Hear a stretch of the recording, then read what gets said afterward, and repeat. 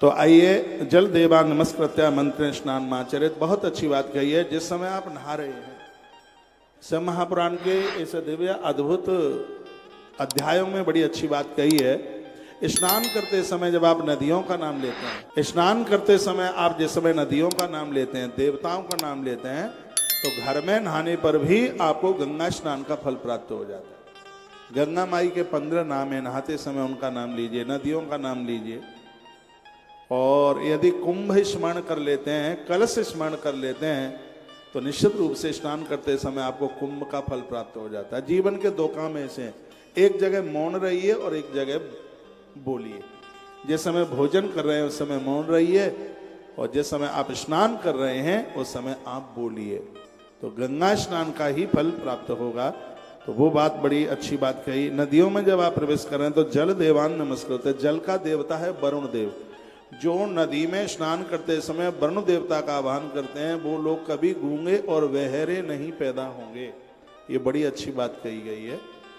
और जो जल में बाथरूम करेंगे, मलमूत्र का विसर्जन करेंगे, तो वह शरीर से कहीं न कहीं अपांग, विकलांग और बड़ी दिक्कत और परेशानियों के साथ में, मैं माताओं को भी ये बात निवेदन करता रहता हूँ कि गर्भ में संतान है तो जरा इन सभी मर्यादाओं का पालन करके और एक सुबोध संतान को जन्म दे। ग्रंथ तो ये कहता है कि नदियों में स्नान करने को जा रहे हो तो पहले घर से नहा के जाइए। मेरे महाराज जी भी बोलते हैं, मेरे गुरु जी भी बोलते हैं इस बात कि वो कहते हैं कि मैं कभी बिना नहाए हुए मैंने कभी नदी में स्नान नहीं किया। और महाराज श्री जी से हमने सीखा है, हमने भी बिना नहाए हुए कभी नदी में डुबकी नहीं लगाई। नदी में स्नान, यहाँ तो लिखा है नाभि के नीचे का वस्त्र। कभी देखो, नद्या तीर्थ स्नान तो स्नान वस्त्रम न शोधयेत। ये देखो क्या सुंदर बात कही है।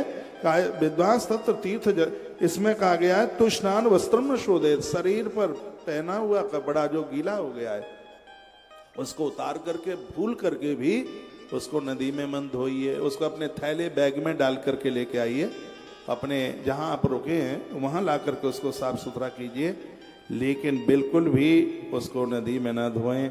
ऐसा वर्णन किया गया। ये न कि देखो कितना सुंदर का, जूठे बर्तन नदियों में ना धोएं। पानी बाहर ले आए, लेकिन जूठा बर्तन ये नहीं कि नदी के किनारे पर आपने खाया पिया और ज्यादातर ऐसे देखा जाता है बर्तन उसी में डुबो दिए जाते हैं। इसके लिए शिव महापुराण में इसका विरोध किया गया है का ये बिल्कुल भी ठीक नहीं है। जो अपराध अधोवस्त्र, अधोवस्त्र नाभि के नीचे का कपड़ा नदी में धोने से जितना अपराध है, जूठे बर्तन भी नदियों में धोने से उतने अपराध की बात कही गई है। बापी कूप गृहात स्नान दुर्भम नएन। कहा गया है कि आप जल में थोड़ी दूर्वा डाल करके नहाते हैं, बड़ा प्रभाव है।